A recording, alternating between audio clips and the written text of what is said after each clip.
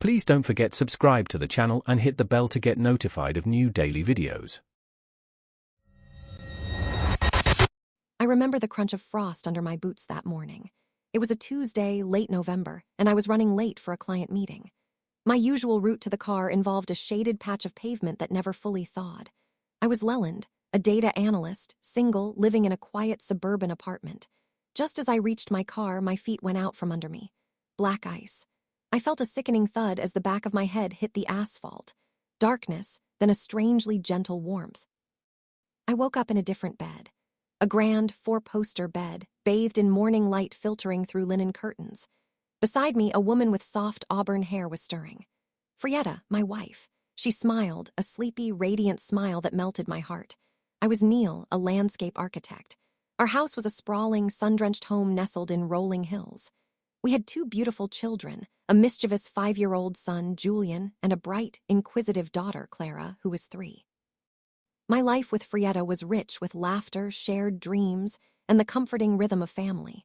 We had built this life over the past 7 years, our first date in a blossoming park, our wedding under an oak tree, the overwhelming joy of holding our bobbies for the first time.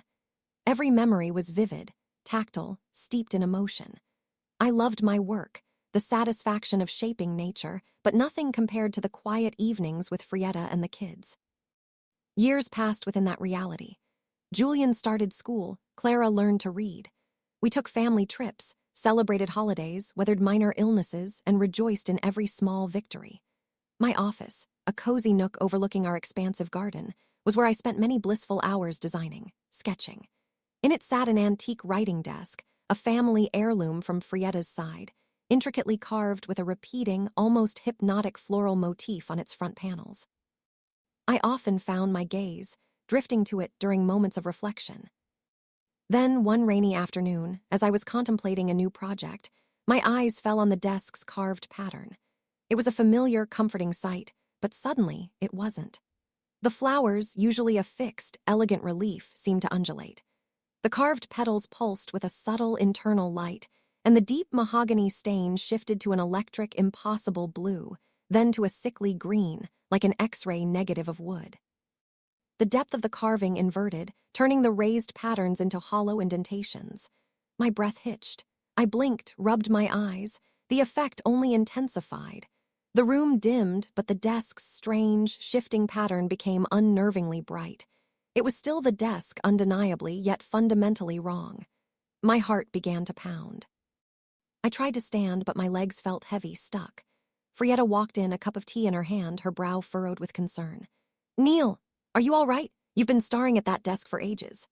Her voice sounded distant, echoing. I couldn't tear my eyes away from the shifting patterns. The flowers were expanding, consuming my vision. The world around me blurred, Frietta's worried face becoming a soft focus background. The patterns morphed into geometric shapes, spiraling inwards, pulling at my perception.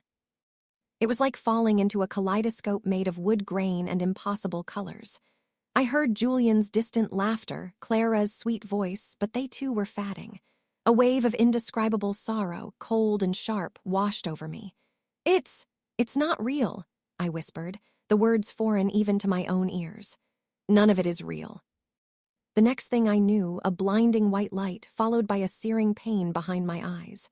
I felt a terrible ache in my skull, a metallic taste in my mouth. I opened my eyes to a bright, overcast sky. Cold asphalt against my cheek. A woman's frantic voice above me. "He's coming around. Stay still, sir." I was back on the sidewalk, surrounded by strangers, paramedics, a few neighbors. My head throbbed. "Frietta!" I mumbled, trying to sit up, but a hand gently pushed me back down. "Who?" a paramedic asked, shining a penlight in my eyes. "My wife and Julian, Clara, where are they?" The faces above me exchanged confused glances. They looked at me with pity. I spent the next 2 days in the hospital. Concussion, some nasty scrapes, but the true injury was internal. The doctors spoke of post-concussion delirium, vivid dreams, hallucinations, but I knew what I had experienced wasn't a dream. It was too real, too rich, too deeply etched into my soul.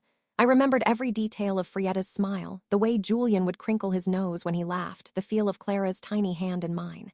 They were gone, just gone. It's been over a year now. I still live in my apartment, I still work as a data analyst. My life is outwardly unchanged, but internally I'm a ghost of myself. The world feels muted, less vibrant than the one I left. The grief for Frietta and my children is a constant, quiet hum beneath everything. Sometimes I catch a flicker in my peripheral vision, a flash of auburn hair, the echo of a child's laugh, and my heart aches with a familiar, impossible longing. I've gone back to that patch of pavement, stared at the spot where I fell. Nothing. No residual shimmer, no lingering hint of another reality. I try to make sense of it, to rationalize it as a bizarre brain hiccup, but how can something so profoundly lived simply vanish? I remember the specific pattern on that desk, the way it moved, the inverted colors. It was the key, the flaw in the fabric of that other reality. And I still don't understand how my mind, or whatever created that life, could conjure such a perfect, beautiful world only to rip it away. Did I dream it? Or did I briefly exist somewhere else entirely, only to be yanked back by a tiny, impossible glitch? If you enjoyed this video, please hit the thumbs up button to like it. And please do subscribe to support the channel.